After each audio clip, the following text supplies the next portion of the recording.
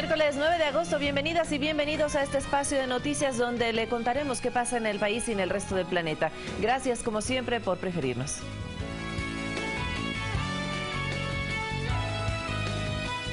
Y hoy le contaremos que tras el anuncio de vender bienes inmuebles que posee el Estado, se conoció que en la primera fase se recaudarán 107 millones de dólares. Mediante la reducción de sueldos de los funcionarios del nivel jerárquico superior se generará un ahorro de 34 millones de dólares al año. Un conjuez de la Corte Nacional de Justicia es investigado por la Judicatura por presuntamente favorecer con su resolución al excontralor Carlos Polid. Y en el ámbito internacional, la cuarta reunión del Consejo Político de Cancilleres del ALBA se reunió en Caracas, Venezuela. La canciller María Fernanda Espinosa estuvo presente.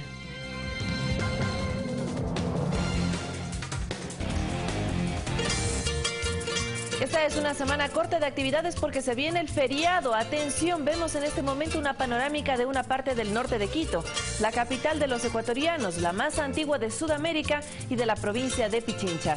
La segunda ciudad más grande del Ecuador y la segunda en población después de Guayaquil. Si usted tiene la oportunidad de venir en estos días de descanso a la Carita de Dios, hágalo porque tenemos unos destinos maravillosos.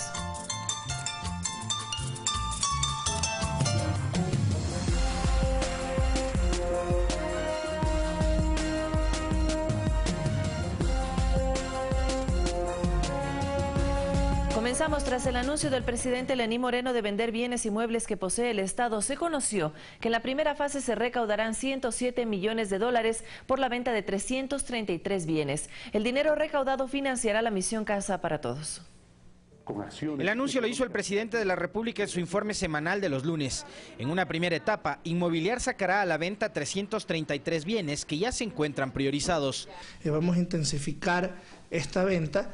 La idea es comenzar con los bienes priorizados, que son 333 bienes que suman 107 millones de dólares. Estos bienes que se encuentran en poder del Estado son terrenos, edificios, bodegas, casas, oficinas, autos de lujo provenientes de incautaciones o decomisos. Son bienes que vienen de la banca cerrada. Inmobiliar absorbió esas funciones. Entonces tenemos también, y los otros es cuando son incautados por algún motivo como narcotráfico, entre otras cosas, o lavado de activos. En una fase posterior saldrán a subasta otros 300 bienes actualmente administrados por Inmobiliar, que sumarían más de 200 millones de dólares, que es lo que vamos a intensificar para que puedan ser ofrecidos a la ciudadanía y a todos los que estén interesados. Mauricio Pozo, exministro de Finanzas, considera que la venta de estos bienes, así como de uno de los aviones presidenciales, trae consigo un mensaje positivo. Sin embargo, asegura que se trata de ingresos que el Estado percibirá por una sola vez. Yo necesito algo que me reduzca el gasto de manera permanente.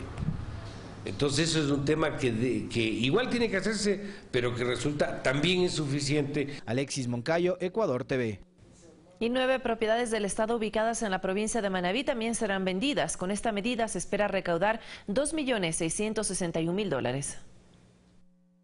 De los 107 millones de dólares que a nivel nacional Inmobiliar aspira a recaudar por las ventas de inmuebles, 2.661.000 dólares provendrían de la comercialización de 9 propiedades en Manabí. En la Coordinación Zonal 4 de Gestión Inmobiliaria esperan directrices de la Oficina Nacional. Subasta inversa, subasta ascendente o una subasta directa, ¿no? Que ya veremos el reglamento para ver qué es lo pertinente para este tipo de ventas o subastas. En el cantón Jaramijó, las autoridades del GAT celebran que con la venta de inmuebles del Estado se garanticen recursos para construir viviendas. El gobierno con esta iniciativa tendrá recursos disponibles para invertir en el proyecto Casa para Todos, y más aún cuando nosotros los jaramijenses y esta administración ha puesto a disponibilidad del gobierno más de 24 hectáreas. Se trata del terreno ubicado al ingreso de la ciudad, donde ya se edificaron 2 instituciones educativas y casas para las familias damnificadas por el terremoto. Amparos Altos muestra una planilla del Servicio de Energía Eléctrica, donde ya se reconoce que esta es la ciudadela Lenín Moreno, nombre escogido en honor a quien impulsó la construcción de estas viviendas en 2016, siendo enviado especial por Ecuador ante las Naciones Unidas. Que Dios le dé más fuerza a él para que siga adelante y siga luchando para los que no tienen en qué vivir, por lo menos le dé una casita así como nosotros. Desde Manabí, Karen Ceballos, Ecuador TV. Y mediante la reducción de sueldos de los funcionarios de nivel jerárquico superior se generará un ahorro de 34 millones de dólares al año. Así lo anunció el ministro de Trabajo, Raúl Ledesma. El gobierno pretende enviar un mensaje a la ciudadanía de que es consecuente con la situación económica del país. Si las familias en el Ecuador se ajustan los cinturones dada la crisis que actualmente estamos pasando, por supuesto que es nuestra obligación moral, nuestro deber ciudadano y por supuesto el ejemplo lo da el presidente, de también nosotros en nuestra casa, en nuestro trabajo, ajustarnos también. En este sentido se resolvió implementar una reducción salarial a todos los funcionarios del sector público que se encuentran en los cargos del nivel jerárquico superior. Son 7.442 empleados jerárquicos superior, son 2.800.000 dólares al mes, es un ahorro de aproximadamente 34 millones al año. El ministro de Trabajo explicó que la medida regirá en la siguiente escala remunerativa. Va desde 1.700 hasta los 4.000 dólares dependiendo. La ministra de Vivienda, quien se encuentra dentro de los rangos donde se produciría esta reducción, se muestra complacida de aportar al esfuerzo nacional. Son acciones y medidas a tomar y por supuesto hay que ser solidarios con esas acciones, con esa política de estado de austeridad, de ajustarse un poquito en función de la coyuntura. No se especificó desde cuándo entrará en vigencia esta medida de austeridad que se suma a otras como la venta de inmuebles, vehículos y un avión, con la cual el gobierno busca economizar los costos de su administración. César García, Ecuador TV. Y entre las medidas de este plan de austeridad está la venta de uno de los 2 aviones presidenciales. A continuación conozcamos las características de las 2 aeronaves. En el año 2008, el gobierno nacional adquirió a la empresa brasileña Embraer el avión Legacy 600. Se trata de un jet cuyo costo fue de alrededor de 30 millones de dólares. La aeronave de corto alcance es utilizada para vuelos nacionales y regionales por Sudamérica, Centroamérica y Norteamérica hasta el sur de Canadá, lo que significa viajar 6.000 kilómetros sin escalas.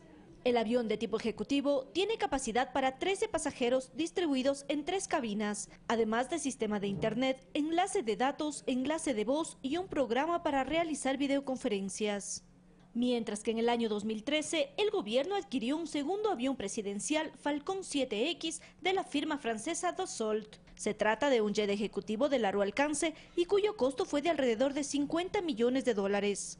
Esta aeronave puede recorrer 11.000 kilómetros en un solo viaje, posee 3 motores y por su capacidad cubre vuelos transoceánicos de Ecuador a Europa o al continente asiático sin escalas y en menor tiempo. Por ejemplo, en la ruta Quito-Madrid, el vuelo tarda aproximadamente 10 horas con 30 minutos. Ivana Paredes, Ecuador TV.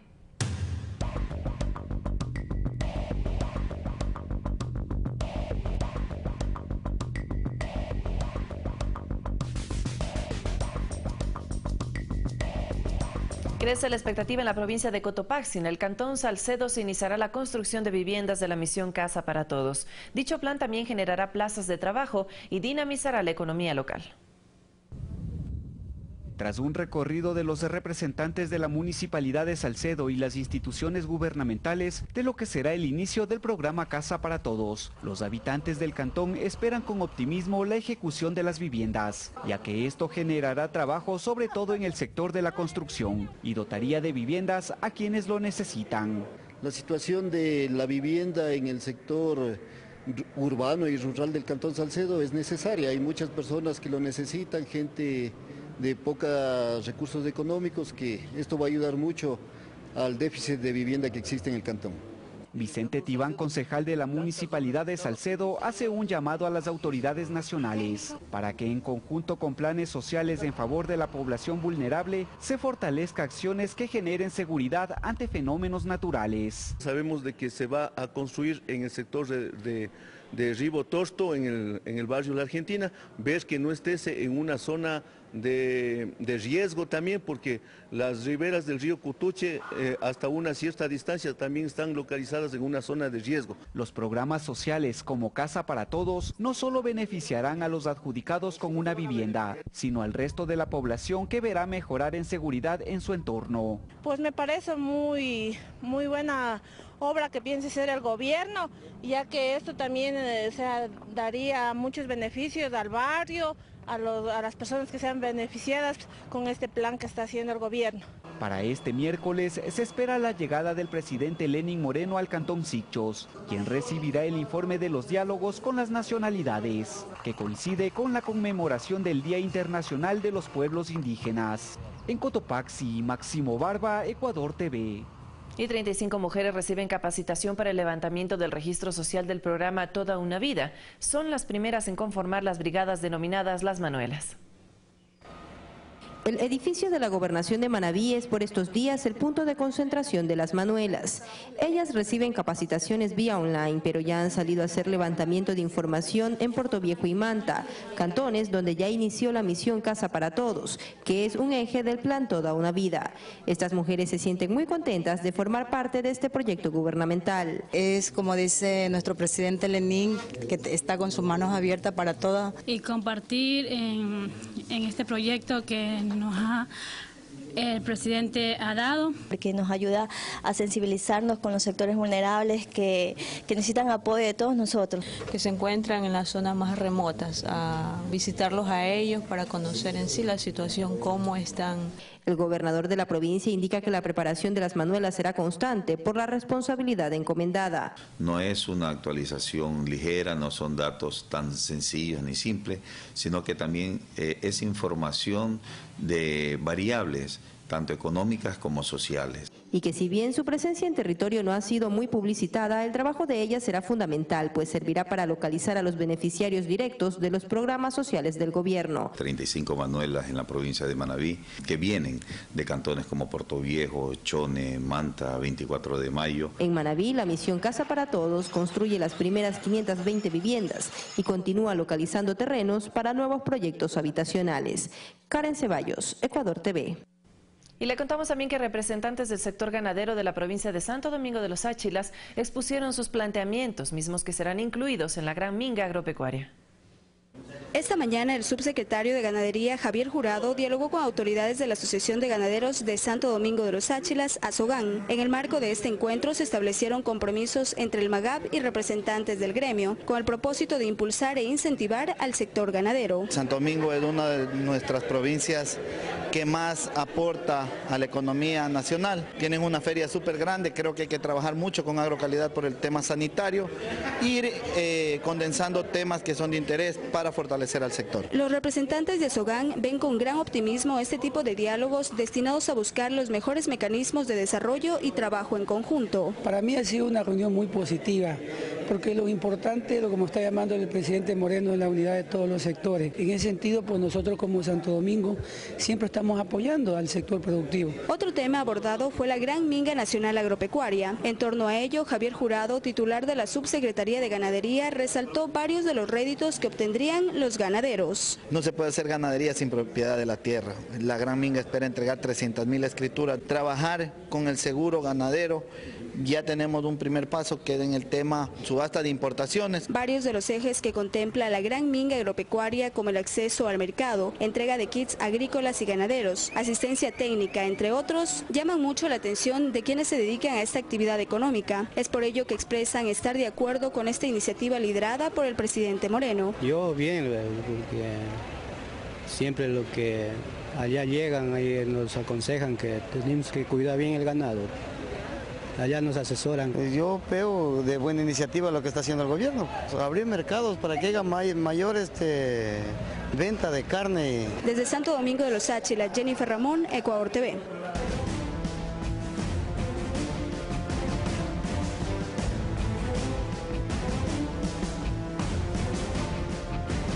Por presuntamente favorecer con su resolución al excontralor Carlos Poli del conjuez de la Corte Nacional de Justicia, Marco Maldonado, es investigado por la Judicatura. Esto sobre la base de un audio presentado por la Fiscalía en el caso de corrupción Odebrecht.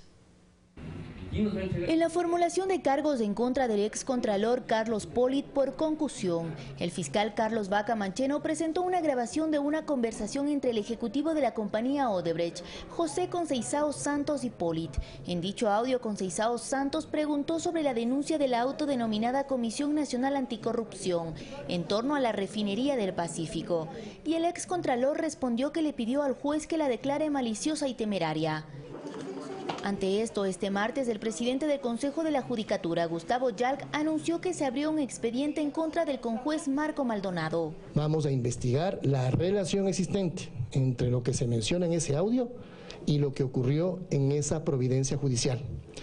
Dicho conjuez ya tiene otro expediente levantado por presunto tráfico de influencias, indicó Yalc, quien además detalló que si las investigaciones derivan en el ámbito penal se pasaría el caso a la Fiscalía General. En principio podría decirle que estos hechos gravísimos podrían encajar en la tipicidad de los artículos del 109 del Código Orgánico de la Función Judicial, es decir, de destitución. La supuesta injerencia de Polit en el conjuez se derivaría de los negocios que mantenía con Odebrecht. Es así que la tesis de la Fiscalía sobre Carlos Polit se basa en que el ex contralor recibió $10.1 millones de Odebrecht. En una primera instancia, la empresa brasileña habría pagado $6 millones en efectivo por desvanecer glosas por $70 millones que se originan de la ejecución del proyecto hidroeléctrico San Francisco. Posteriormente se le habría entregado $4.1 millones más por emitir informes favorables a los contratos adjudicados a Odebrecht, monto que se canceló en efectivo y $1.700.000 en 3 transferencias a las empresas inmobiliaria Cosani y Plastiquim S.A. Ambas, según investigaciones de Fiscalía, estarían vinculadas a Mauricio Neme y Estefano Isaías Dazum, este último hermano de los prófugos de la justicia ecuatoriana William y Roberto Isaías Dazum. No descartamos que potencialmente otros funcionarios de Contraloría podrían estar también involucrados.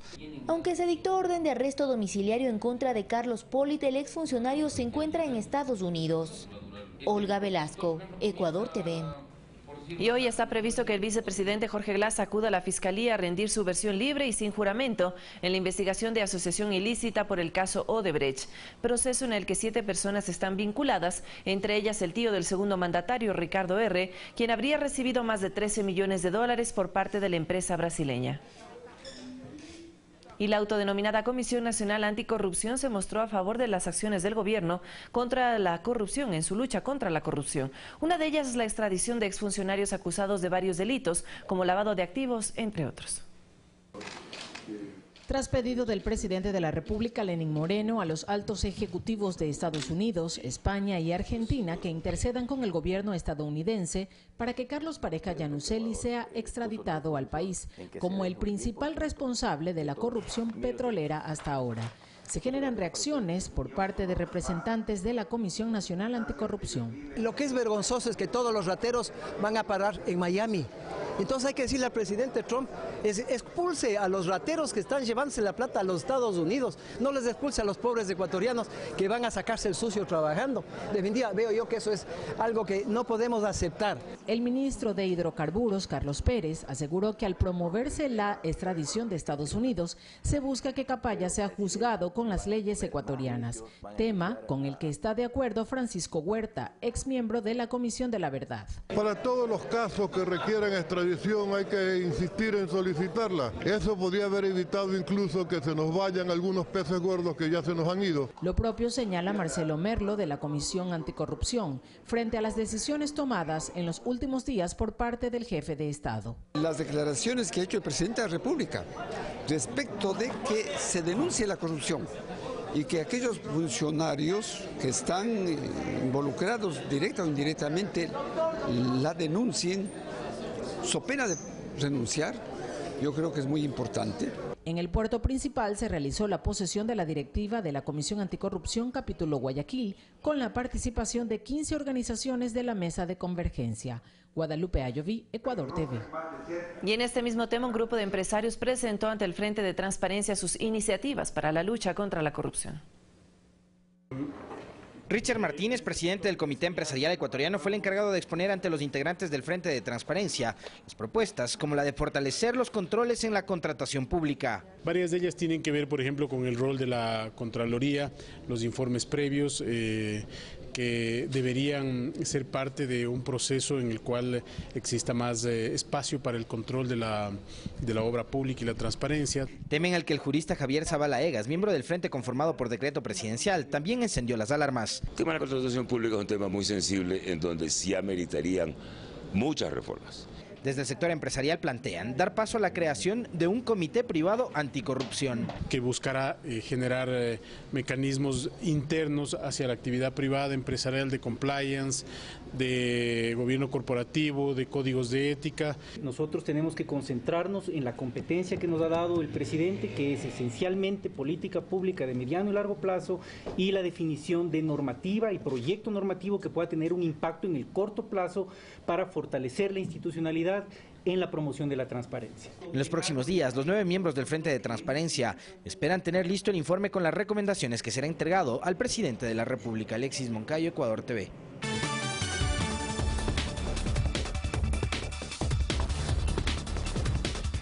Son las 6 de la mañana con 51 minutos y a esta hora revisamos las noticias del mundo. Preste mucha atención. En Caracas se llevó a cabo la 4ª reunión del Consejo Político de Cancilleres del ALBA, cita a la que acudió la representante de Ecuador, María Fernanda Espinosa, mientras que el resto de ministros de la región lo hicieron en Lima, Perú. Con el fin de analizar los ataques de los gobiernos de la derecha y de Estados Unidos, el Consejo Político de la Alianza Bolivariana para los Pueblos de Nuestra América, ALBA, se reunió en Caracas con el presidente Nicolás Maduro, quien agradeció el apoyo. Me parece que el trabajo que han hecho ustedes ha perfeccionado los conceptos. Pienso que hay que hacer un gran esfuerzo para difundir entre los pueblos, por todas las vías, difundir los conceptos de la integración emancipadora. La ministra de Relaciones Exteriores de nuestro país, María Fernanda Espinosa, llevó el mensaje del presidente Lenín Moreno y del pueblo ecuatoriano y exhortó a otras naciones a respetar la voluntad del pueblo venezolano. Estamos aquí para decir una vez más alto y fuerte toda la solidaridad con el pueblo de Venezuela. Además condenó las sanciones unilaterales que se pretenden imponer a ese país. Una sanción y una condena a toda acción injerencista. Y reiteró el compromiso con la integración regional con UNASUR y la CELAC como una necesidad de supervivencia. Un grupo de países que debemos defender nuestros procesos progresistas y revolucionarios y tender puentes entre nosotros, fortalecer la cooperación y fortalecer nuestros mecanismos de integración regional. Un encuentro paralelo se cumplió en Lima, Perú, al cual asistieron 17 ministros del resto de la región. El acuerdo conjunto tuvo 16 puntos en los que se destacan su disposición de apoyar de manera urgente todo esfuerzo de negociación creíble y de buena fe, no apoyar ninguna candidatura venezolana en mecanismos y organismos regionales internacionales y mantener seguimientos constantes a la situación en Venezuela hasta el pleno restablecimiento de la democracia en el país. Fernanda de la Bastida, Ecuador TV. Y la tormenta tropical Franklin tocó tierra en México. Según el Centro Nacional de Huracanes, Franklin se movió con vientos sostenidos máximos de 96 kilómetros por hora, por lo que se emitió una alerta de huracanes desde el puerto de Veracruz hasta Río Panuco. Según el Servicio Meteorológico Nacional, se espera que el fenómeno llegue a Veracruz en las próximas horas. Y en México liberan a 34 mujeres posibles víctimas de trata de personas. Además, en Bélgica se detuvo a un conductor que llevaba explosivos en su vehículo. Aquí en nuestro resumen de Noticias del Mundo. El expresidente de Argentina, Carlos Menem, fue impedido de postularse como candidato a senador para las primarias del próximo domingo. La decisión la tomó la Cámara Nacional Electoral debido a que Menem mantiene una pena de prisión de 7 años por venta ilegal de armas a Ecuador y Croacia durante la década de los 90. 33 personas fueron rescatadas por un barco de la Armada chilena luego de que la lancha en la que se movilizaban se incendiara mientras navegaban desde las Islas Winchas a Puerto Chacabuco en la región de Aysén. Según los primeros peritajes, el fuego se originó por fallas técnicas en el motor. 34 mujeres fueron liberadas en Cancún, México. Según la Comisión Nacional de Seguridad, posiblemente eran víctimas de explotación sexual. En un primer grupo estaban 12 damas de nacionalidad colombiana, mientras que en un segundo grupo estaban 22, 2 venezolanas y el resto también de Colombia. Muchas de ellas recibieron amenazas con ser reportadas a migración.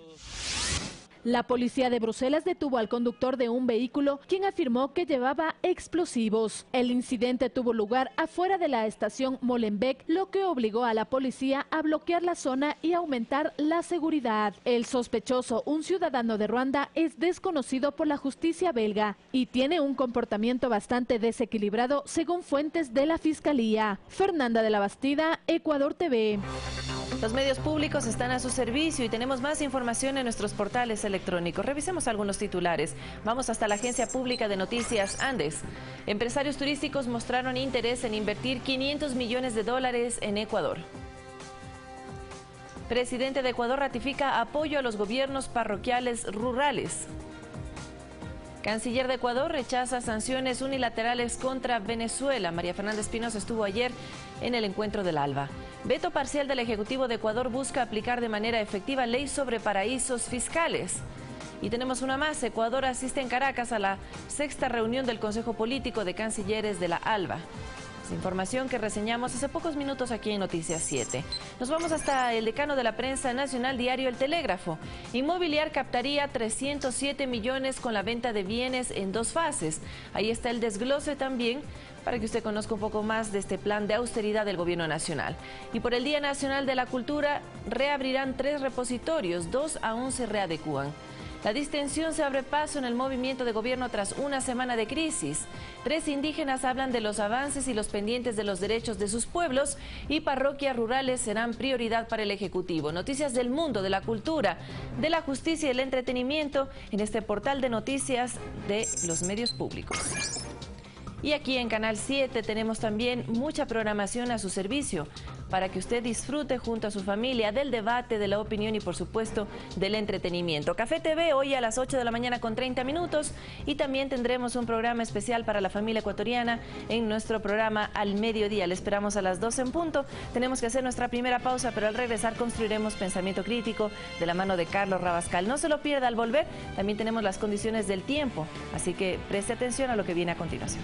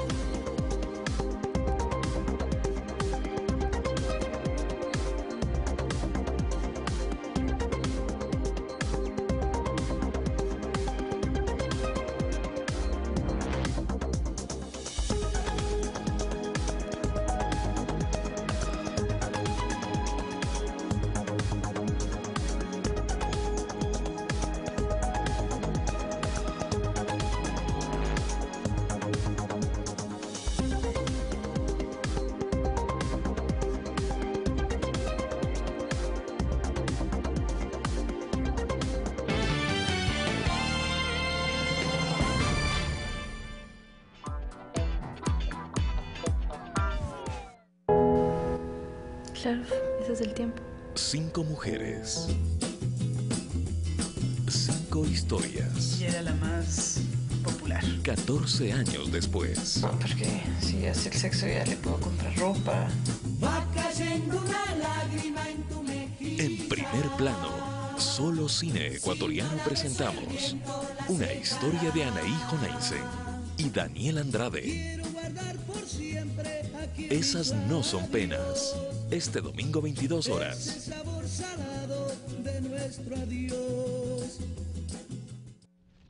Algo nuestro se quema. Un solo palillo de fósforo es suficiente para incendiar un bosque. Apaga bien fogatas, colilla de cigarrillo. Es mejor prevenir que lamentar. Algo nuestro se quema. Infórmate y prepárate. La Secretaría de Gestión de Riesgo trabaja por un Ecuador sin fuego.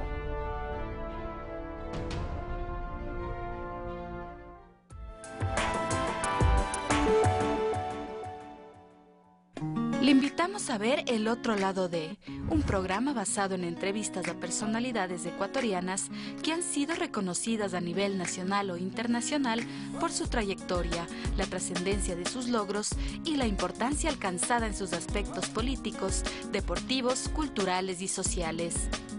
Marco Antonio Bravo nos mostrará la vida detrás de su imagen pública y que casi todos desconocemos. El otro lado que influyó para llegar a ser personalidades representativas del Ecuador. El otro lado de, todos los sábados, 20 horas, por Ecuador TV.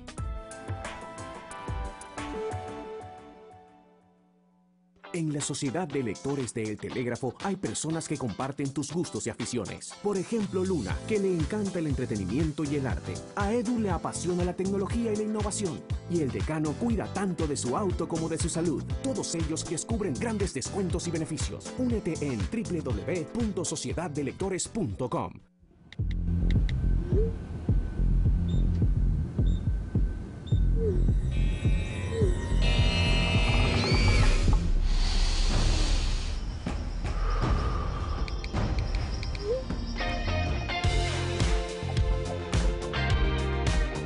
Las redes sociales nos pueden unir, pero tu ortografía...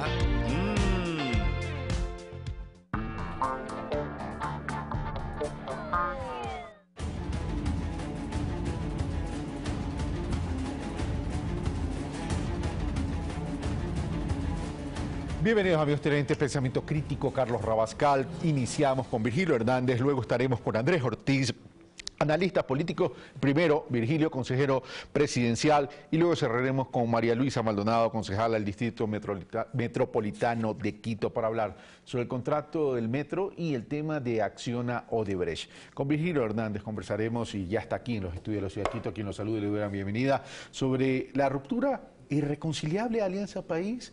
Virgilio Hernández, Alianza País se ha caracterizado por ser durante los últimos años el movimiento político más fuerte. De hecho, ha estado 10 años gobernando el Ecuador y ha tenido mucha presencia también en territorio. Eso las elecciones lo han reflejado. Pero también se han caracterizado por otras cosas.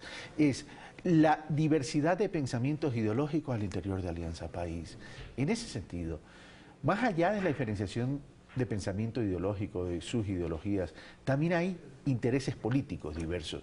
¿Es lo que está presionando a la ruptura en este momento? ¿O simplemente estamos frente a un momento político donde los temas de economía y de corrupción están haciendo mella y del otro lado se están sintiendo afectados por la sensibilidad y por la afectación eventual de la imagen y reputación del gobierno anterior? Virgilio Hernández, bienvenido. Un gusto, buenos días. Efectivamente, el movimiento Alianza País es la fuerza política más importante que en este momento existe en la sociedad ecuatoriana. Eso ¿Seguirá siendo? Ese es nuestro desafío, que el movimiento Alianza País siga siendo la principal fuerza política, precisamente porque es un movimiento que se expresa a nivel territorial. Nosotros tenemos presencia en todas las parroquias del país, en todos los cantones, en todas las provincias. Y ese es el principal reto que tenemos. ¿Cómo fortalecemos el movimiento Alianza País para que pueda enfrentar distintas tareas a la vez, para que pueda gobernar, para que pueda seguir teniendo una importante presencia en cada una de las provincias y los cantones? Y por ello hay que enfrentar en este momento las dificultades que tenemos. ¿Cómo enfrentamos? Es la pregunta. Yo diría, primero, profundizando el debate. No es que hay que dejar de lado el debate, hay que profundizar el debate, pero ese debate tiene que ser, sobre todo, la confrontación de propuestas, de ideas, de planteamientos, dejando de lado los calificativos y sobre todo los descalificativos. Si nosotros entramos en el plano de las adjetivaciones, ya poco hay que discutir, porque entonces básicamente lo que se hace es señalar... Pero el problema es que las adjetivaciones, Virgilio, vienen de arriba, es decir, viene del expresidente y las respuestas también vienen del presidente, es decir, del expresidente, desleales, mediocres, traidores. Del presidente, yo no pacto con la mafia. Es decir, ¿cuál es la mafia? O sea, hay un punto de choque que es tremendo y que mientras esto se vaya a dar, va a ser muy complicado y muy difícil que ustedes puedan llegar a una nueva pedagogía de debate, como así lo anunció Augusto Barrera en este mismo programa o en este mismo espacio de pensamiento crítico. Sí, pero son precisamente los temas que tenemos ahora que enfrentar. ¿Cómo logramos superar estos momentos de tensión para que más bien podamos, alguien está llamando. Sí, para que podamos enfrentar los problemas de fondo? ¿Cómo discutimos? ¿Qué es lo que debatimos? Eso es lo central. Y por ello, digo yo, hay que exigir y exigirnos poder tener una mirada distinta y una perspectiva distinta de este debate. ¿Qué es lo que me parece? Que si Alianza País no convierte esto en una oportunidad para pensarse de nuevo, también tenemos dificultad. Creo yo que en este momento la alternativa es la posibilidad de que sea un movimiento que pueda visibilizar estas diferentes tendencias. La primera prueba de la comunicación que Eduardo Manga, secretario de la Presidencia, envía en relación a Gustavo Larrea, que no forma parte, que no está autorizado a gestionar temas a nombre de Lenín Moreno, que es el presidente de la República, y el tema de la salida del señor de Antonio Intriago de la CNEL, son los primeros pasos para bajar las intensidades y los decibeles y para decir, bueno, debatamos ahora, si ustedes tenían duda de esto, se evacúa la duda, vamos adelante, debatamos sobre qué debatir. Yo creo que son muestras de que efectivamente estamos buscando debatir los temas de fondo, los temas que le interesan al país. Y por ello hay que restablecer algunas reglas. Yo he señalado debate interno, un debate que sobre todo se apunte sobre los temas fundamentales sin adjetivizar. Tercero, pongamos como un piso común la lucha contra la corrupción. La lucha contra la corrupción tiene que ser un elemento central. La lucha por la transparencia tiene que caracterizar a todo proceso de cambio y transformación. ¿Cómo debatir cuando uno se siente afectado diciendo, me refiero a uno, me refiero al otro lado, se siente afectado diciendo hay persecución política? Es decir, a ver, una cosa es luchar, debatir sobre los procesos de transparencia, luchar contra la corrupción y decir, nos vamos a ir adelante, caiga quien caiga, que ha sido una frase recurrente del mismo movimiento político, pero cuando se dice, nos están persiguiendo, van a perseguir al vicepresidente, van a perseguir a otros funcionarios, entonces ya hay una posición que no te permite debatir. A ver, lo que yo creo es que en este momento, precisamente por eso, porque hay una serie de inquietudes, de dudas, tiene que ponerse la lucha contra la corrupción como un elemento central de cualquier proyecto de cambio. No puede haber un proyecto revolucionario que al mismo tiempo no tenga la posibilidad de permanentemente revisar sus mecanismos y los mecanismos que como sociedad tenemos para luchar contra la corrupción. Creo que en ese sentido es importante volver a las raíces fundacionales. ¿Qué es lo que decíamos? Mentes lúcidas, corazones ardientes y manos limpias. Por lo tanto, este siempre ha sido un elemento central del proyecto y ahora tiene que seguirlo siendo. Otro elemento también importante... Pero el único elemento que está quedando de esa trilogía son los corazones ardientes, que se nota que están ardientes, porque las mentes lúcidas están perdiendo la lucidez con este confrontamiento y las manos limpias están cuestionadas en algunos casos. En algunos casos, no digo en todos los casos, por si acaso se me vaya a malinterpretar. Sí, a ver, yo creo que no podemos negar que hemos tenido difíciles problemas que ahora precisamente se convierten en demandas de la sociedad. La demanda porque se investigue, la demanda porque se sancione, la demanda porque no exista impunidad, es una demanda social.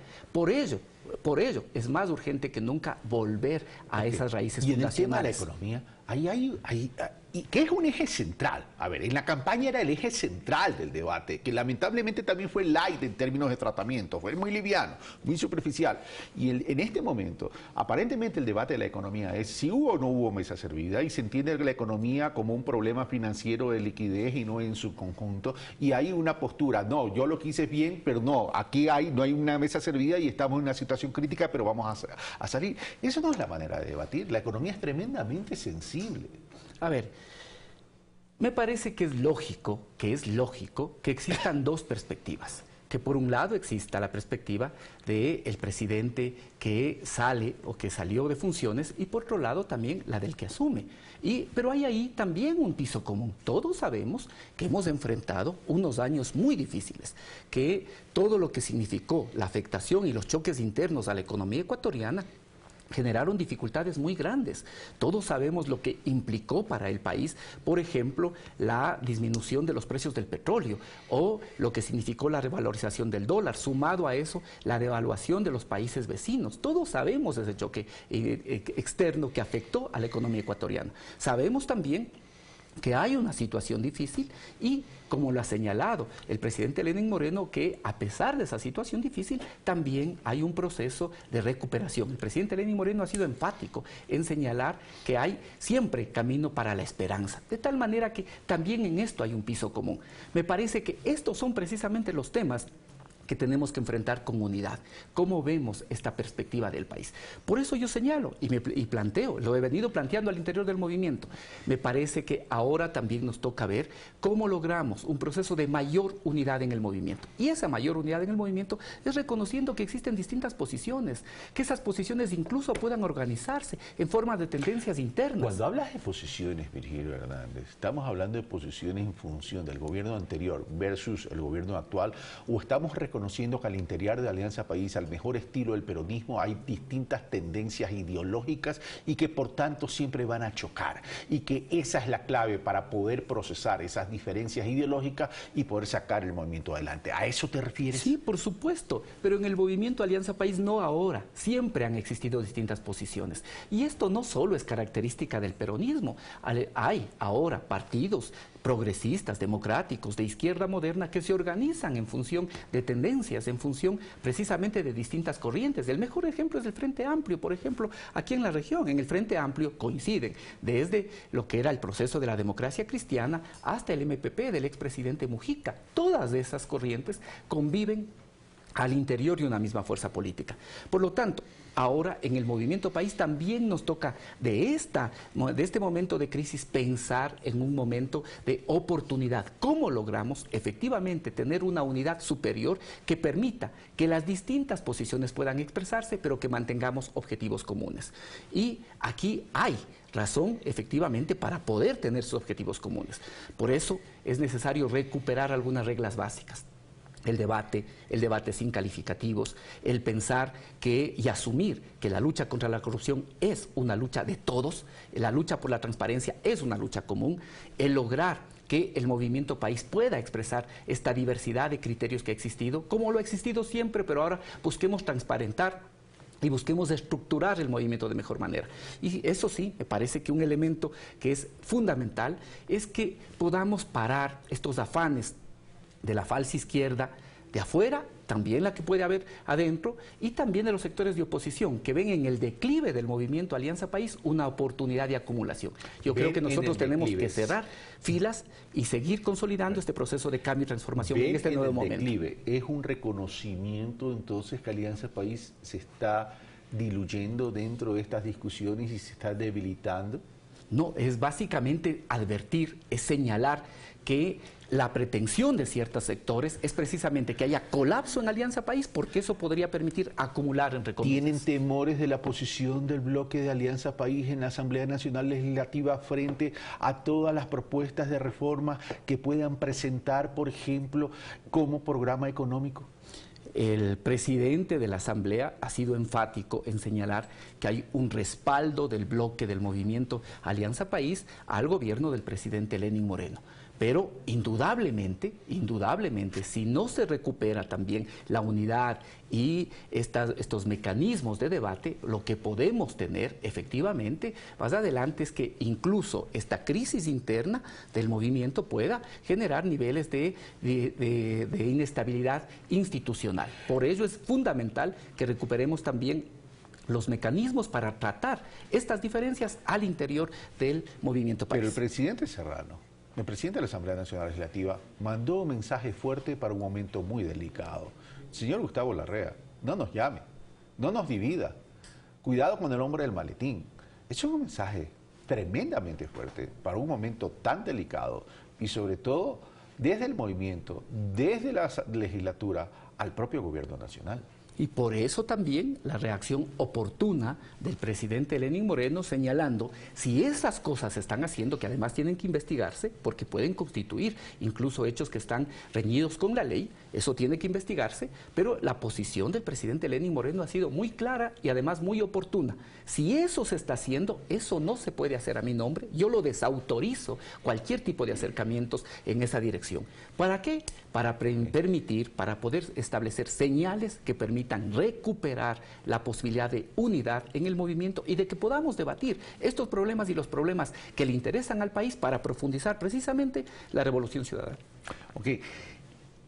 Se me terminó el tiempo, Virgilio, pero no quiero dejar de hacer una pregunta en relación al tema de la política de vivienda en el país, que no tiene nada que ver con lo que hemos conversado, y me comprometo para una próxima oportunidad a hablar exclusivamente del tema de la vivienda. El tema de la política habitacional, de la política de vivienda, debe ir más allá de Casa para Todos. No nos estamos enfocando en una acción que es necesaria, no digo que sea necesaria, que más es propuesta de campaña, pero no estamos dejando de debatir toda la parte integral de lo que debería ser la política de la vivienda dentro de lo que es construcción de ciudades, dentro de lo que es el urbanismo.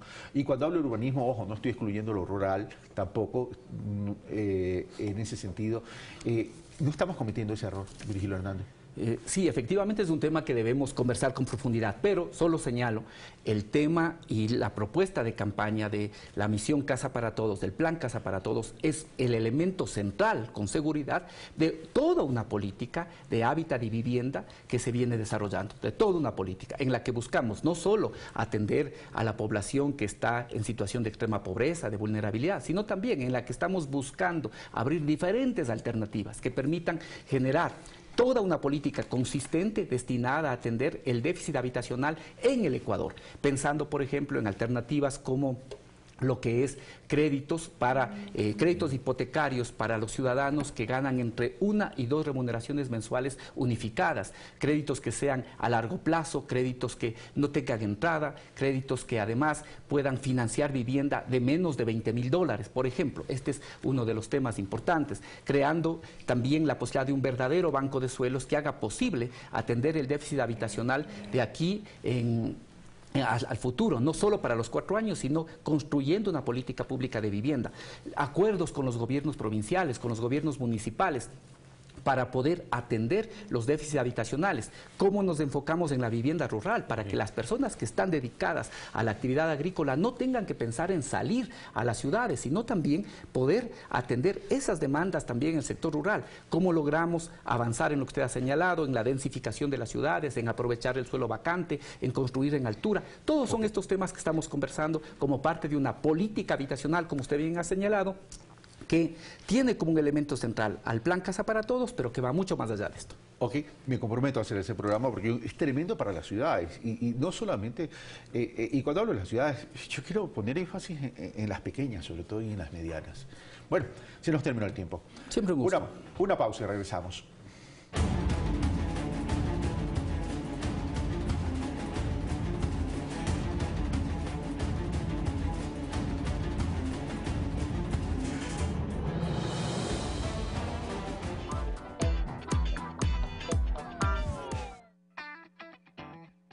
No importa en qué lugar estés. Puedes ser un oficinista, un estudiante o un ama de casa. Todos, en algún momento, tenemos preguntas. Y para obtener las respuestas, solo tienes que contactarte con nosotros. Puedes escribirnos un mail. Enviarnos un mensaje a nuestras redes sociales. Y si aún te quedan dudas, puedes llamarnos en vivo y en directo para hablar con nuestros expertos. ¿Aló? Al mediodía, todas las respuestas para todas sus preguntas.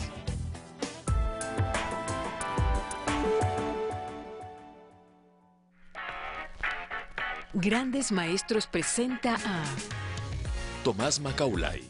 Somos libres, somos civilizados, lo que vale de poco. Si impedimos a cualquier fragmento de la raza humana de participar en igual medida de la libertad y la civilización. Cuando nos sentimos seguros, podemos proteger desde lo más grande hasta lo más importante. Desde un avión hasta los sueños de tus hijos.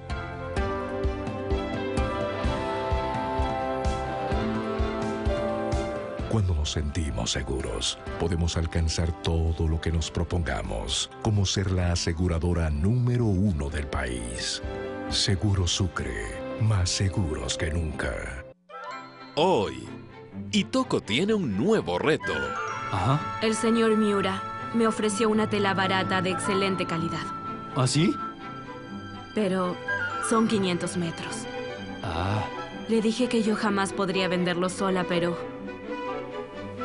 con tu plan eso sería posible. Sin duda. Naoko se enoja con su hermana. ¿Usas la línea trapecio? ¿Cómo puedes sentirte orgullosa de vestirte con un diseño ajeno? Clavel. Hoy, 19:30.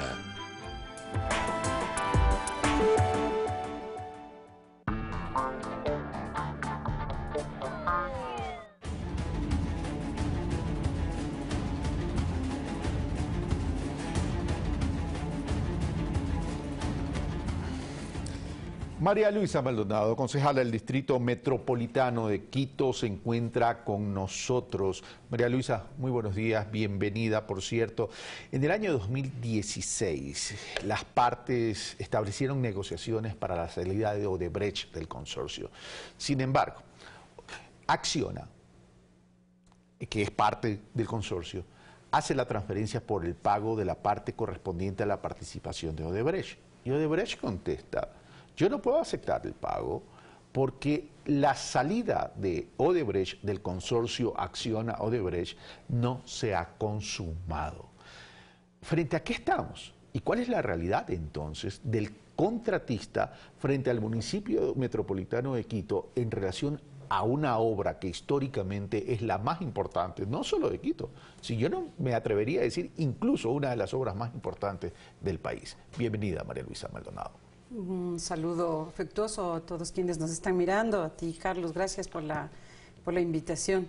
A mí me causa realmente sorpresa que tengamos que estar discutiendo este tema, que es un tema entre privados. Acciona, Odebrecht, el consorcio, el conflicto interno que tienen ahora es un tema entre privados.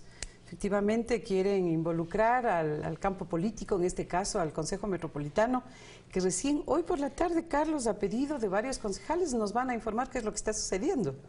Pero yo quiero decirle a la ciudadanía que es un tema entre privados. Pero, a ver, vamos por partes. Puede ser una discusión societaria y económica entre privados, pero que el momento que esa discusión, que es producto de un contrato que tiene relación con el municipio de Quito en una obra tremendamente importante, puede terminar generando una eventual contingencia de cumplimiento o incumplimiento que también tenga una afectación patrimonial al municipio de Quito y en consecuencia a la ciudad. Es súper bueno que coloques este tema porque primero hay que dejarle claro a la ciudadanía que este asunto, el conflicto actual, es un tema entre privados. Sin embargo, ¿no es cierto?, está en juego el proyecto más importante del país. Yo coincido contigo, porque aquí hay una inversión estatal, es decir, todos los ecuatorianos están poniendo sus recursos para que esta obra se dé. Pero hay una suerte de cortina de humo de no querer transparentar y ver bien cuál es el problema de fondo, desde mi punto de vista. ¿Y cuál es el problema de fondo? ¿Cómo se hizo el contrato? La forma como se negoció entre el municipio y el consorcio. Yo he venido denunciando esta situación que es realmente lamentable. Hay un momento oscuro que yo le llamo en el momento del proceso, ¿no es cierto?, que es justamente las famosas conversaciones informales. Si tan mal estaba el proyecto como se anunció más de 1 año y medio por parte de esta alcaldía, ¿no?, diciendo que todo estaba incorrecto, que los estudios no servían, que hay un valor que no era el adecuado, que no era el real. Sin embargo, se contrató con el consorcio, se contrató. Todo esto se hubiera evitado si es que el alcalde de Quito, si el municipio de Quito hubiera aceptado algunas recomendaciones, algunas sugerencias del mismo consejo y de la Contraloría, que le decía: si esto no es conveniente para la ciudad, usted, alcalde, tiene toda la libertad de dar por terminado este proceso y comenzar uno nuevo. Pero ahí tenemos un tema. A ver, es verdad que el alcalde de Quito cuestionó este proceso y cuestionó el tema de incluso los términos económicos, en términos de referencias del contrato en la campaña que él mantuvo para la alcaldía. Pero una cosa es el discurso político y otra cosa ya es el ejercicio en cuanto a la acción gubernamental. Pero Carlos, recordemos que no fue solo en campaña. Después de haber ya ganado las elecciones, estando ya en el ejercicio de la alcaldía, es después de 1 año y medio que suscribe el contrato, recordemos eso. Y en ese tramo, un montón. Ese tramo es lo que María Luisa Maldonado dice: hay algo oculto. ¿Han recurrido a la Contraloría? Ahí hay algo oculto, por supuesto, y en buena hora que ahora la Contraloría ya está interviniendo, haciendo un examen especial de la segunda fase, ¿no? Primero, ese 1 año y medio se deja pasar se deja pasar cuestionando todo. Luego ya en el proceso contractual, ¿no es cierto?, se acepta todas las condiciones de Odebrecht. A pesar de que las multilaterales le dicen al alcalde, aceptamos su plan de negociación, el Consejo le dice que le vaya bien, vaya y negocie, sin embargo Odebrecht le dice, si no firmamos no hay negociación. Y cuando firmo el contrato, tomando en cuenta que el precio referencial era 1.500 millones inicialmente, luego termina firmando en 2.000 millones, ¿cómo así se sube tanto? Y una vez que firma el contrato, le dice, ok, ya ahora sí negociemos a la baja, se supone, ¿no?, en beneficio de la ciudad. ¿Qué le dice Odebrecht? No, gracias, yo no voy a negociar nada, absolutamente nada con usted. Y lo que le trae de noticia a la ciudad, el alcalde, es que ya no le va a costar 1.500 millones el valor del metro, sino 2.000 millones, y además retirando 2 rubros, es decir, sin construir el sistema de recaudo y el sistema eléctrico. Ahí vamos por parte ahí. Entonces eso no se ha investigado. Ya. ¿Por qué razón se ha subido eso? Vamos por partes, entonces. Primero, usted dice, Odebrecht le dice al señor alcalde, nosotros no vamos a firmar, nosotros no vamos a aceptar hasta no firmar el tema. Y una vez que firmo, le dice no gracias. Y se sube el monto. Vamos a lo siguiente. Así es. Y luego trae la buena noticia al alcalde. Vamos a lo siguiente. Pero Odebrecht, pero esto es un consorcio. Sí, bueno, acciona Odebrecht. Sí, ahí habría responsabilidad entonces también de la empresa española. Sí. Es decir, frente a qué estamos entonces. Es el consorcio, definitivamente es el consorcio. Sí, yo digo Odebrecht, no, porque es lo que más está sonando, pero efectivamente el contrato es con el consorcio. Entonces, ahora se mediatiza. Pero a nombre del consorcio, ¿quién negociaba? Odebrecht acciona, sus representantes, con el municipio, por supuesto. Pero hoy se mediatiza un conflicto de entre las partes, que también quiero dejarle a la ciudadanía tranquila. Y ese conflicto yo creo que no le va a afectar al metro. Y ahí el Consejo tiene que velar porque eso siga adelante, avance, no se detenga. Yo creo que no se va a detener porque a la final Acciona ha demostrado técnicamente poder sostener y avanzar el proyecto, pero a mí me llama la atención, ¿no es cierto? ¿A quién le beneficia en este momento que nosotros estemos tratando el conflicto interno mientras no se dice absolutamente nada del proceso de contratación y de negociación? Vamos a ese proceso de contratación. Quedó claro para los concejales, para el pleno de los concejales, para el consejo en su conjunto, la claridad del incremento de 1.500 a 2.000 millones, o todavía es un gran signo de interrogación el porqué del sustento de haber incrementado en esos montos el contrato? Eso es lo que no está claro. Y eso es lo que quiero dejar nuevamente en evidencia el día de hoy. ¿Y eso es lo que la Contraloría está investigando? Eso es lo que la Contraloría en este momento, a través de un examen especial, está revisando todo el proceso de la fase 2. Tanto es así, Carlos, que yo mismo he propuesto que por favor la ciudadanía también se involucre y se ha constituido una veeduría ciudadana. En este momento está constituida una veeduría ciudadana porque hay que investigar esas famosas conversaciones informales que dan como resultado que te suban 500 millones de dólares más a este proyecto tan importante, ¿no es cierto? Que le diga el alcalde a la ciudad, yo hice rebajar más bien la obra del metro porque son 50 millones menos. ¿Cómo es que hizo rebajar, señor alcalde? Saqué 2 rubros. No vamos a construir el sistema eléctrico y no vamos a construir el sistema de recaudo. ¿Cómo lo va a hacer? ¿De dónde lo va a hacer? Y hay otra cosa adicional que a mí me preocupa mucho. La salida de Odebrecht significa también restarle presupuesto a la obra del metro. Es decir, tenemos ahorita un hueco más o menos de unos 400 millones de dólares, porque ella estaba atado a la presencia de Odebrecht a un crédito, a un financiamiento. De Brasil. Por eso es que ahora, corriendo el alcalde, ¿no es cierto?, a título de los diálogos con el presidente de la República, lo cual yo estoy de acuerdo que hay que dialogar, pero busca rapidísimo el diálogo con el presidente Lenín Moreno. ¿Para qué busca el diálogo? ¿No es cierto?, para justamente buscar el aval para posibles financiamientos porque está viendo que puede tener ese tipo de problemas. Entonces aquí tenemos varios problemas. Uno, un tema de transparencia donde todavía no se ha explicado el tema de los 500 millones. Así es. El otro tema es el hueco de financiamiento con la salida de Odebrecht, pero tampoco se ha dado todavía la salida de Odebrecht, o sea que todavía eso está ahí. Ese conflicto está ahí. Eventualmente. Y el otro tema es el incremento de precios. Comienzo por lo último. Este incremento de precio de 500 millones de dólares, ¿por dónde vienen? ¿Por qué rubros vienen? ¿Vienen por costos directos o por costos indirectos? Porque si fuera por costos directos tendría que ser, o hubo una variación en los precios unitarios, lo cual significaría encarecer el proyecto por precios unitarios, hubo una ampliación en los rubros, es decir, más obra, o los costos indirectos son los que han presionado el alza del precio del contrato. Eso es lo más grave, ¿no es cierto? Eso es lo más grave porque tú tenías una ventaja justamente de negociar los costos indirectos, porque se supone que la elaboración de este vaso, bueno, a ver, ¿cuánto ingresa por, necesitas cubrir por vidrio, etcétera, etcétera, ¿no es cierto? Es lo que tú dices, los precios directos. Pero luego tú pones ahí una utilidad, ¿no? Una ganancia. Eso es justamente lo que tenía que negociar el alcalde. Y para eso tenía todo el aval de las multilaterales para decir, en esos rubros nosotros podemos entrar en una negociación en beneficio de la ciudad. ¿No ha habido una explicación para ustedes? No, definitivamente. ¿Han tenido acceso a la información? ¿Se les han entregado? De a cuenta gotas, de a cuenta gotas. Cuando nosotros ya supimos que este valor había subido, este monto había sido tan alto, solicitamos justamente una explicación a la empresa Metro de Quito, solicitamos una explicación al alcalde y la explicación que se nos da es que llegaron a un acuerdo a través de conversaciones informales. Esas son las palabras que usó el gerente Anderson, el gerente de la empresa Metro Quito. ¿Y quiénes participaron en esas conversaciones informales? Esas preguntas también le hicimos. ¿Dónde fueron? ¿Quiénes estuvieron? Si existen o no unas actas, ¿no es cierto?, que digan justamente de los acuerdos. Nada de eso se ha entregado, nada de eso se ha informado.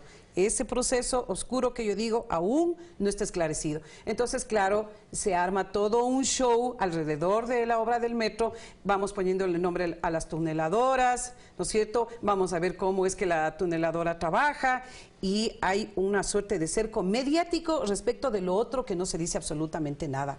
Hay que exigirle, hay que pedirle a la Fiscalía porque el bloque de concejales de Alianza País efectivamente hizo una denuncia a inicios de este año diciéndole queremos que se investigue absolutamente toda la relación que tuvo Odebrecht desde su año de llegada, 1987 me parece, ¿no es cierto?, en relación con todas las instancias gubernamentales, pero de manera especial con el metro.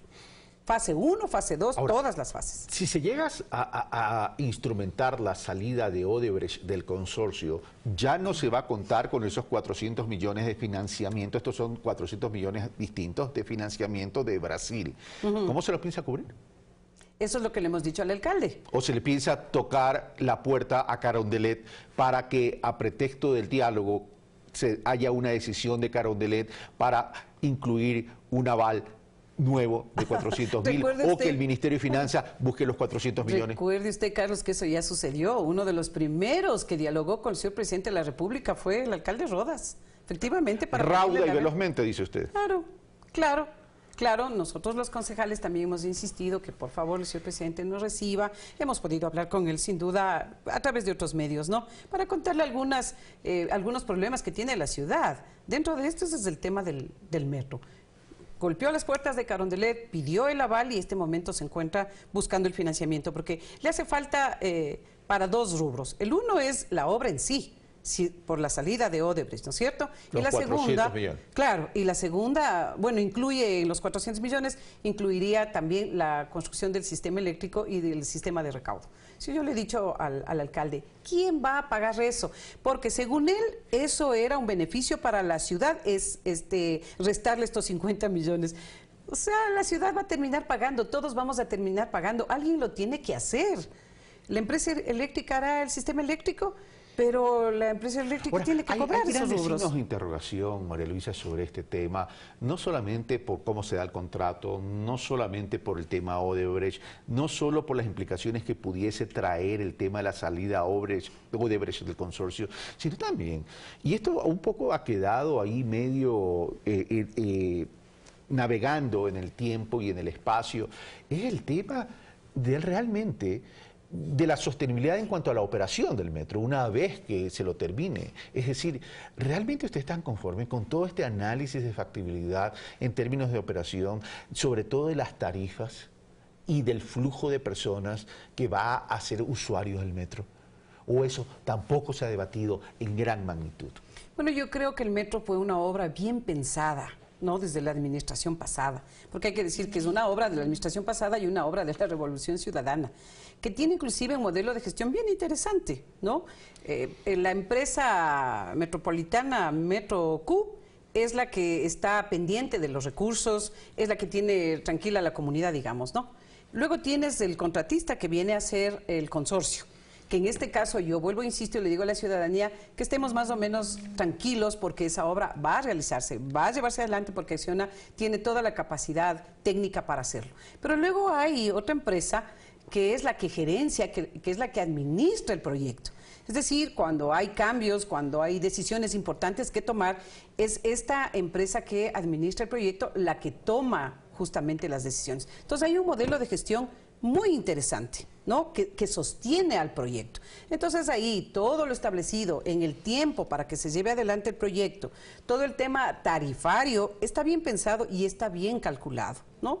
Siendo un transporte masivo, ¿no es cierto?, de transporte público masivo, inclusive eventualmente se podría pensar en subsidiar, lo cual estaría la tarifa, digo, ¿no?, el pasaje para los ciudadanos, lo cual sería absolutamente justificable.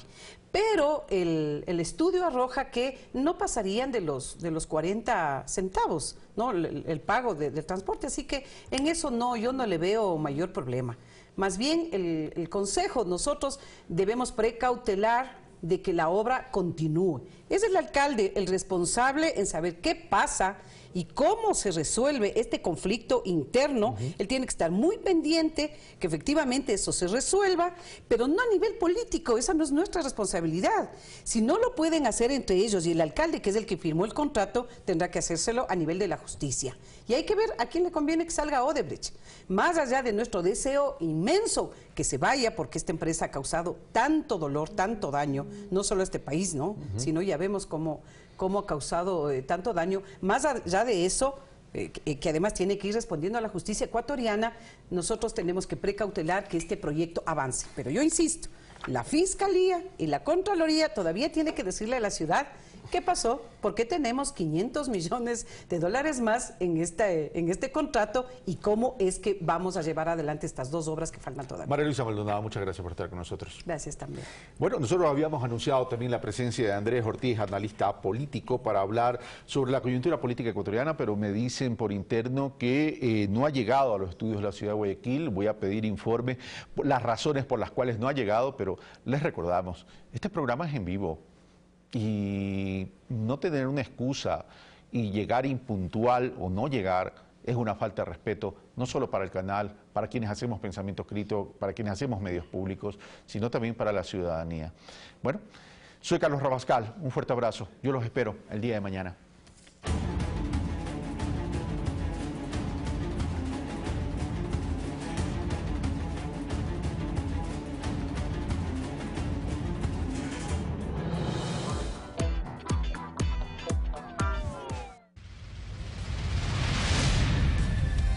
Vive una aventura llena de tradiciones, cultura y colores con gente alegre, entusiasta y trabajadora, que desde la mitad del planeta te invita a descubrir la magia de Pichincha. No te pierdas Pichincha Informa todos los jueves a las 9:30 de la mañana con su reprise el sábado a las 18:30 por la señal de Ecuador TV.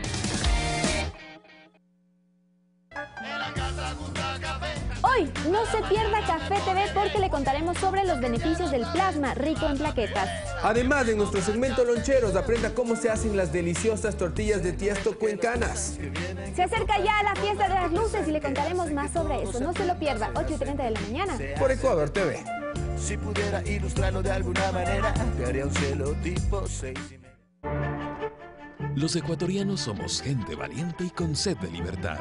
En la madrugada del 10 de agosto de 1809, los próceres reunidos en casa de Manuela Cañizares, inspirados por el pensamiento libertario que dejó Eugenio Espejo, definieron la nueva Junta de Gobierno autónoma, libre de la monarquía española. Con los primeros rayos de sol, tomaron la plaza principal, dando lugar al primer grito de independencia, que sembró la semilla de la libertad y germinó en toda América. Ecuador TV. Somos libertad.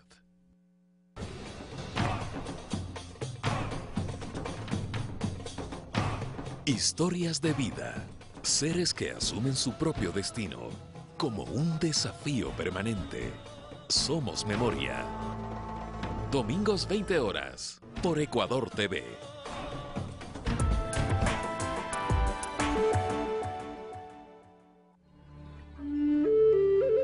Sin lugar a dudas, las producciones más vistas y galardonadas del mundo.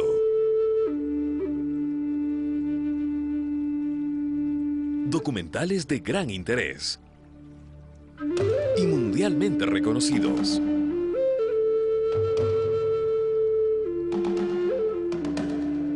Y en la pantalla de Ecuador TV.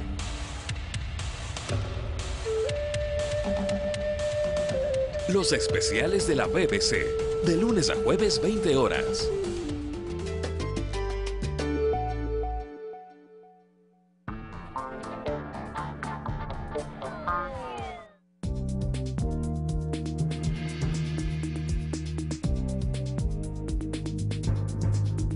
Tenemos más noticias. Una movilización con fecha aún por definir fue la decisión unánime de las más de 820 juntas parroquiales y rurales tras el primer taller de trabajo con el Gobierno Nacional.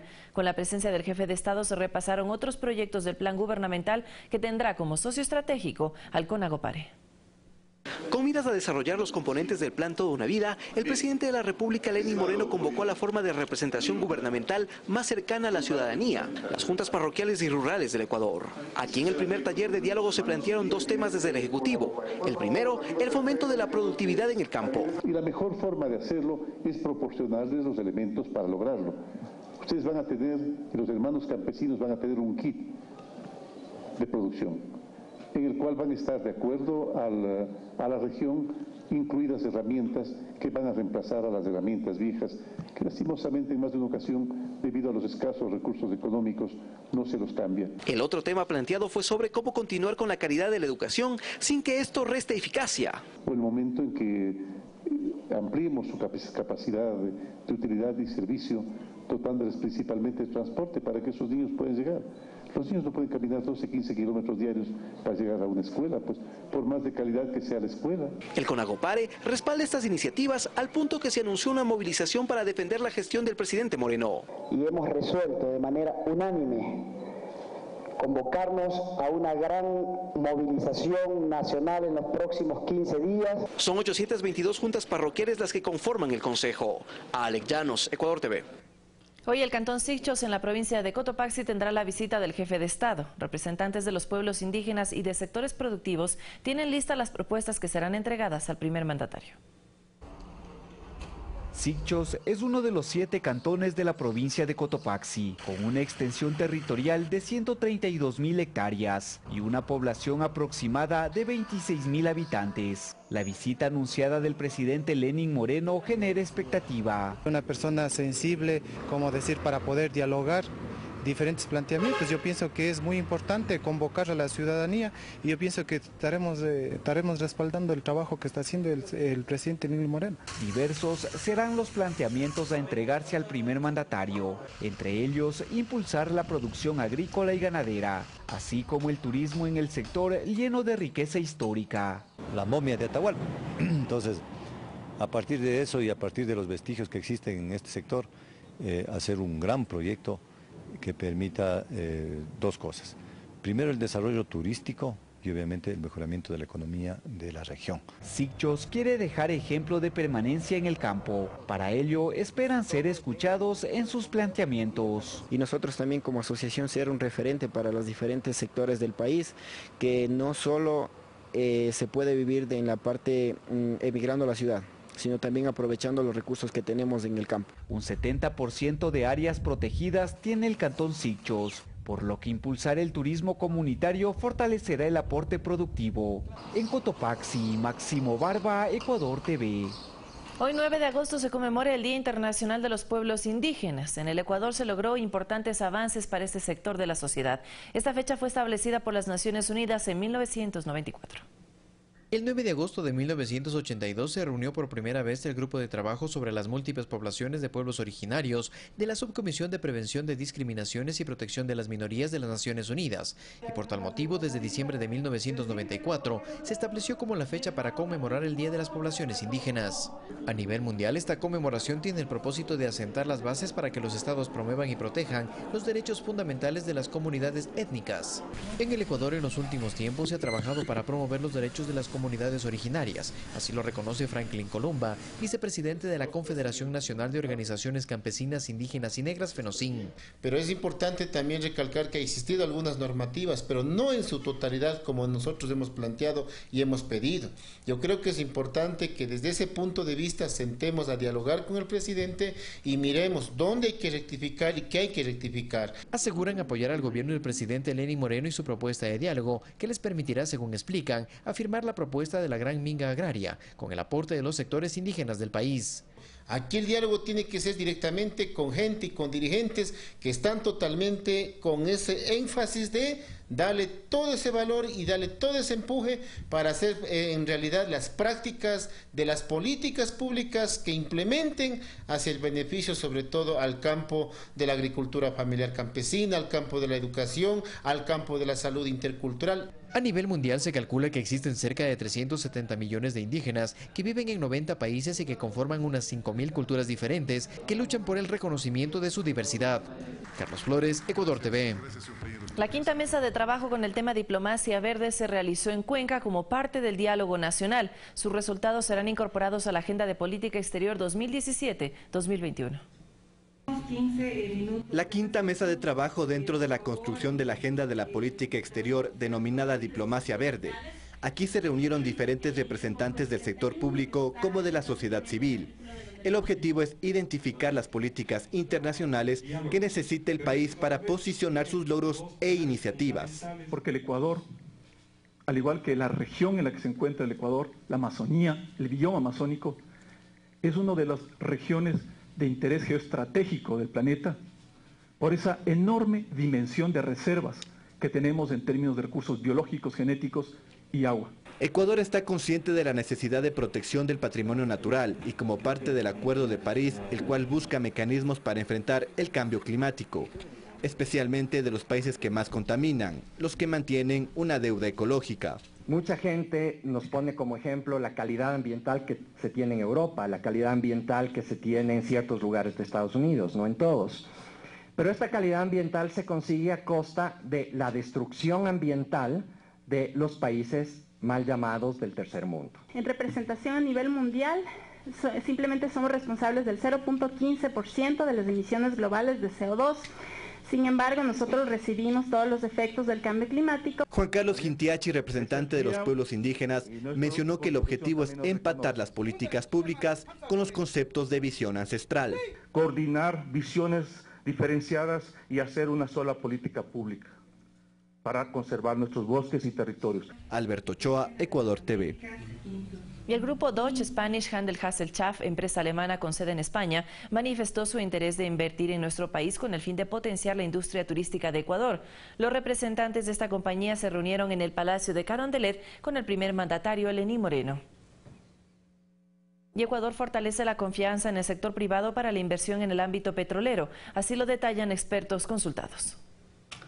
La reunión del presidente de la República, Lenín Moreno, con delegados de las empresas y operadoras petroleras que trabajan en el país genera expectativa en el mercado. Así lo detalla el experto Manuel Buenaño, quien añade que este tipo de encuentros genera no solo inversión, sino también confianza. Lo que está hablando acerca de atraer la inversión y dar seguridad jurídica es muy importante para nuestra industria. El ministro de Hidrocarburos, Carlos Pérez, ratificó la intención del gobierno de cumplir con los acuerdos y convenios de forma equitativa para las partes. Estamos confirmando el respeto a los contratos y a los acuerdos que hay aquí. Otra importante apertura al mercado es la licitación de los campos menores que lidera Petroamazonas, así lo destacó Buenaño. Se pudo ver el interés enorme que hay en las compañías por entrar al país a invertir y desarrollar los campos de Petroamazonas que están en manos de Petroamazonas. Roberto Coyaguazo, experto petrolero y exfuncionario del estatal Petroecuador, detalla que el campo Sacha, que está en licitación y en el que hay 3 compañías finalistas, es un gran ejemplo de inversión. El señor presidente de la República ha dado la confianza para que los señores inversionistas vengan, inviertan en este campo. Olga Velasco, Ecuador TV.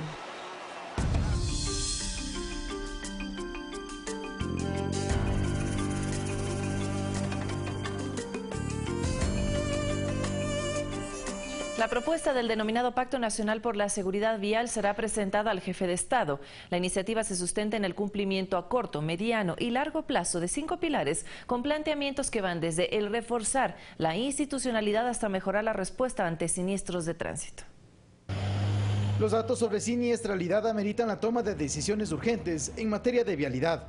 Según la Agencia Nacional de Tránsito, de enero a junio de este año, en Ecuador se registraron 1.011 muertos a consecuencia de siniestros de tránsito. Este número equivale a un 4% más que en similar periodo del 2016. Este mismo organismo reporta que del total de accidentes, el 87% es causado por vehículos particulares y un 13% por automotores de transporte público. En este contexto, el denominado Pacto Nacional por la Seguridad Vial contempla la ejecución a corto, mediano y largo plazo de 5 grandes ejes. Institucionalidad, vías de tránsito más seguras, vehículos más seguros, usuarios más seguros y el último, que es ya una vez que se han producido los siniestros, respuesta tras los siniestros de tránsito.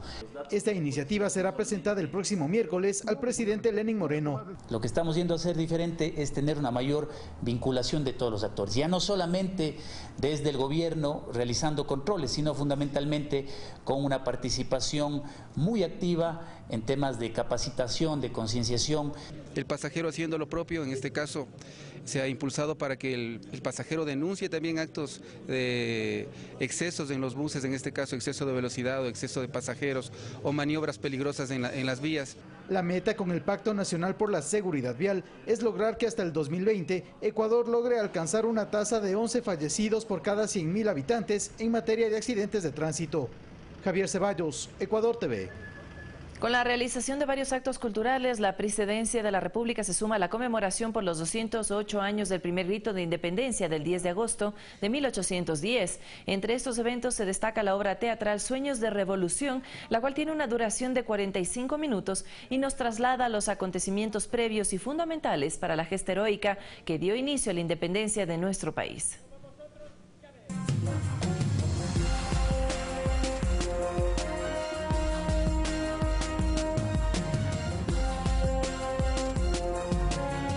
Revisamos otros temas tras el anuncio del presidente de la República, Lenín Moreno, de vender bienes inmuebles que posee el Estado. Se conoció que en la primera fase se recaudarán 107 millones de dólares por la venta de 333 bienes. El dinero recaudado financiará la misión Casa para Todos.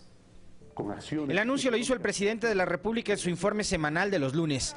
En una primera etapa, Inmobiliar sacará a la venta 333 bienes que ya se encuentran priorizados. Vamos a intensificar esta venta. La idea es comenzar con los bienes priorizados, que son 333 bienes que suman 107 millones de dólares. Estos bienes que se encuentran en poder del Estado son terrenos, edificios, bodegas, casas, oficinas, autos de lujo provenientes de incautaciones o decomisos. Son bienes que vienen de la banca cerrada. Inmobiliar absorbió esas funciones. Entonces tenemos también, en los otros es cuando son incautados por algún motivo como narcotráfico, entre otras cosas, o lavado de activos. En una fase posterior saldrán a subasta otros 300 bienes actualmente administrados por Inmobiliar, que sumarían más de 200 millones de dólares, que es lo que vamos a intensificar para que puedan ser ofrecidos a la ciudadanía y a todos los que estén interesados. Mauricio Pozo, exministro de Finanzas, considera que la venta de estos bienes, así como de uno de los aviones presidenciales, trae consigo un mensaje positivo. Sin embargo, asegura que se trata de ingresos que el Estado percibirá por una sola vez. Yo necesito algo que me reduzca el gasto de manera permanente. Entonces eso es un tema que igual tiene que hacerse, pero que resulta también insuficiente. Alexis Moncayo, Ecuador TV. Y en este mismo tema, mediante la reducción de sueldos de los funcionarios de nivel jerárquico superior, se generará un ahorro de 34 millones de dólares al año. Así lo anunció el ministro de Trabajo, Raúl Ledesma. El gobierno pretende enviar un mensaje a la ciudadanía de que es consecuente con la situación económica del país. Si las familias en el Ecuador se ajustan los cinturones dada la crisis que actualmente estamos pasando, por supuesto que es nuestra obligación moral, nuestro deber ciudadano, y por supuesto el ejemplo lo da el presidente, de también nosotros en nuestra casa, en nuestro trabajo, ajustarnos también. En este sentido, se resolvió implementar una reducción salarial a todos los funcionarios del sector público que se encuentren en los cargos del nivel jerárquico superior. Son 7.442 empleados jerárquicos superior, son 2 $1.800.000 al mes, es un ahorro de aproximadamente 34 millones al año. El ministro de Trabajo explicó que la medida regirá en la siguiente escala remunerativa. Va desde 1.700 hasta los $4.000 dependiendo. La ministra de Vivienda, quien se encuentra dentro de los rangos donde se produciría esta reducción, se muestra complacida de aportar al esfuerzo nacional. Son acciones y medidas a tomar y por supuesto hay que ser solidarios con esas acciones, con esa política de estado de austeridad, de ajustarse un poquito en función de la coyuntura. No se especificó desde cuándo entrará en vigencia esta medida de austeridad, que se suma a otras como la venta de inmuebles, vehículos y un avión, con la cual el gobierno busca economizar los costos de su administración. César García, Ecuador TV. Y entre las medidas de este plan también está la venta de uno de los 2 aviones presidenciales. A continuación conozcamos las características de las aeronaves. En el año 2008, el gobierno nacional adquirió a la empresa brasileña Embraer el avión Legacy 600. Se trata de un jet cuyo costo fue de alrededor de $30 millones.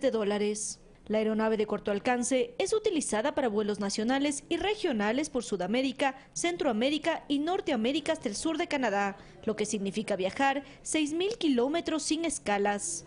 El avión de tipo ejecutivo tiene capacidad para 13 pasajeros distribuidos en 3 cabinas, además de sistema de internet, enlace de datos, enlace de voz y un programa para realizar videoconferencias.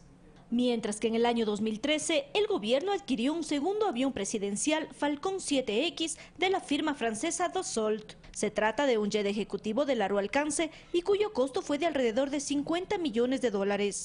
Esta aeronave puede recorrer 11.000 kilómetros en un solo viaje, posee 3 motores y por su capacidad cubre vuelos transoceánicos de Ecuador a Europa o al continente asiático sin escalas y en menor tiempo. Por ejemplo, en la ruta Quito-Madrid, el vuelo tarda aproximadamente 10 horas con 30 minutos. Ivana Paredes, Ecuador TV.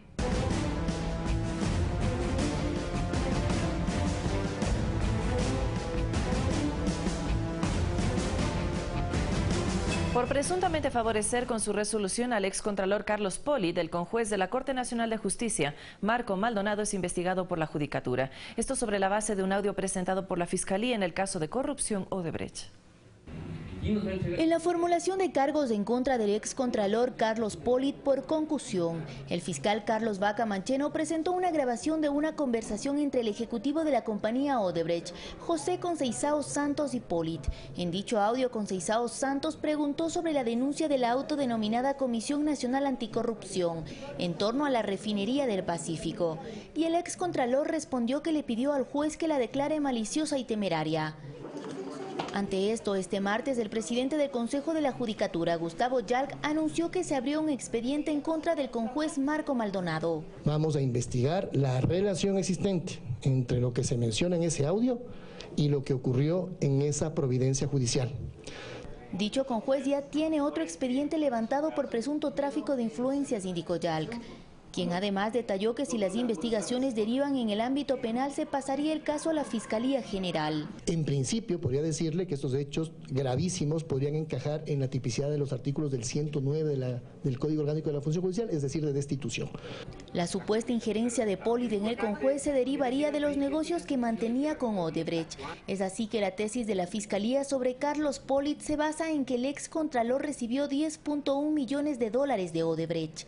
En una primera instancia, la empresa brasileña habría pagado $6 millones en efectivo por desvanecer glosas por $70 millones que se originan de la ejecución del proyecto hidroeléctrico San Francisco.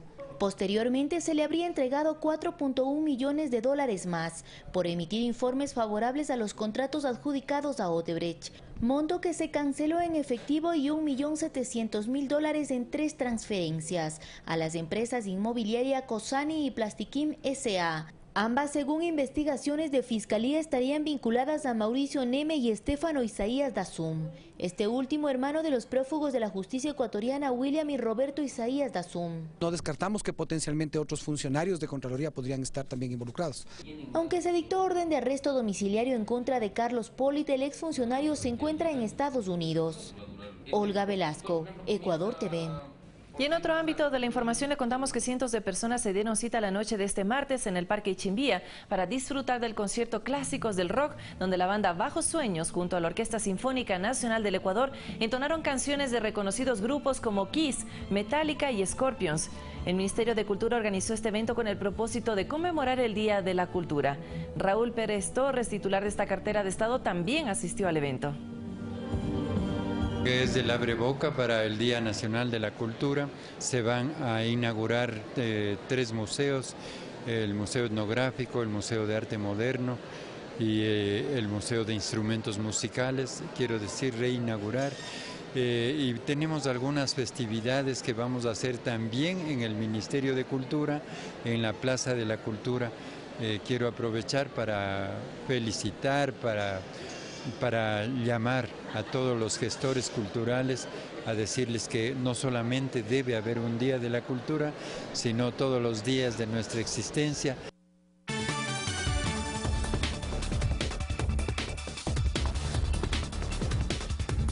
Es momento de revisar las noticias del mundo. Preste mucha atención. Un vehículo atropelló este miércoles en la localidad de Levallois-Perret, en las afueras de París, a una patrulla del dispositivo antiterrorista desplegado en Francia tras los atentados de 2015 y causó 6 heridos, 2 de ellos de gravedad.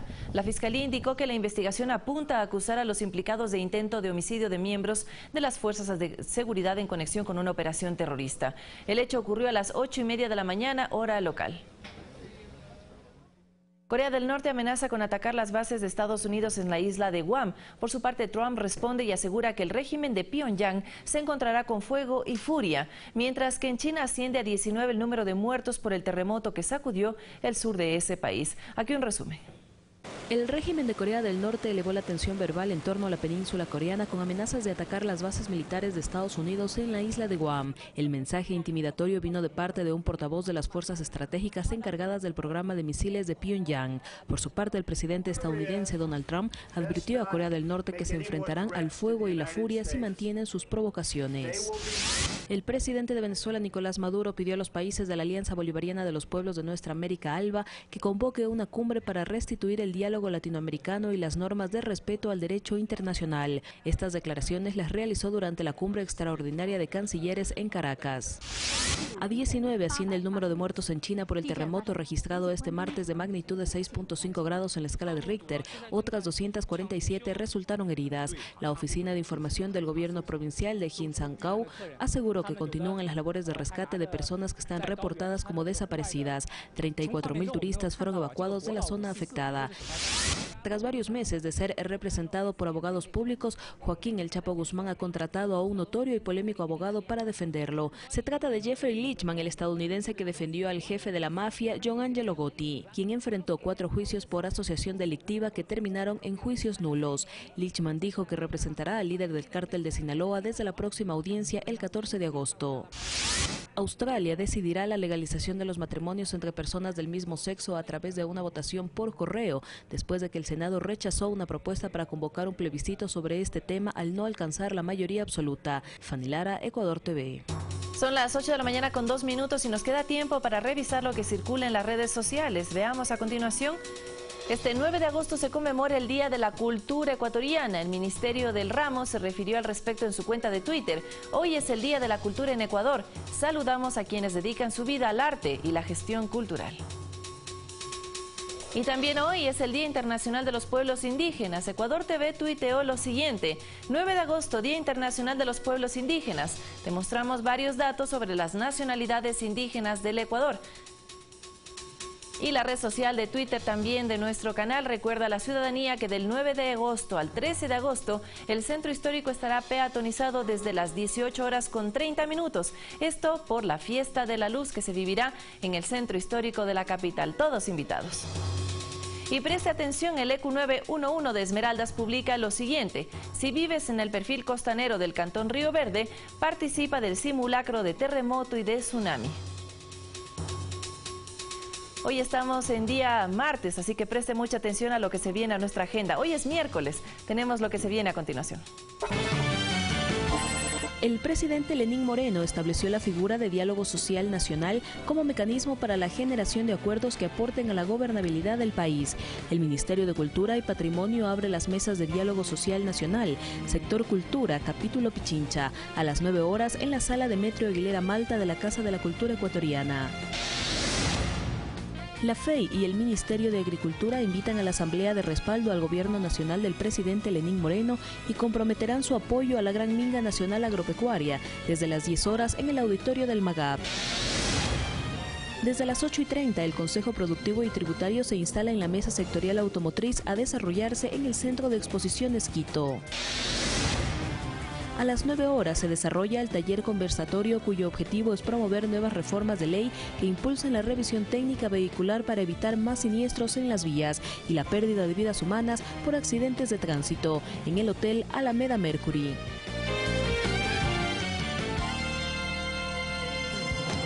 Semana corta de actividades, 8 de la mañana con 4 minutos y nosotros nos despedimos del ámbito nacional e internacional para contarles qué pasa en la comunidad. Nuestra compañera Guadalupe Ayoví se encuentra en el malecón de la ciudad de Guayaquil para contarnos de una iniciativa. Quiero vivir con mi familia, un plantón de peluches que se realizará en este punto de la urbe. Todos invitados a participar, todos invitados a seguir en sintonía de la televisión pública. Buenos días.